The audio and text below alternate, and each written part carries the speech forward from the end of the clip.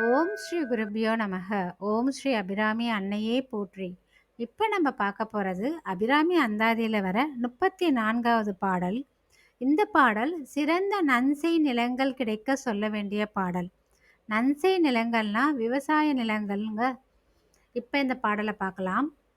வந்தே சரணம் புகும் அடியாருக்கு வானுலகம் தந்தே பறிவொடு தான் போய் இருக்கும் சதுர்முகமும் பைந்தேன் அலங்கல் பருமணி ஆகமும் பாகமும் பொற் செந்தேன் மலரும் அலர்கதிர் ஞாயிறும் திங்களுமே. இந்த பாடலோட பொருள்: தாயே அபிராமி அன்னையே, நீ முகங்களையும் உடைய பிரம்மனின் படைப்பு தொழிலில் இருக்கின்றாய். பசுமையான தேன் கலந்த துபல மாலையையும் நவமணி மாலைகளையும் அணிந்த மார்பினனாகிய திருமாலின் மார்பில் இருக்கின்றார்.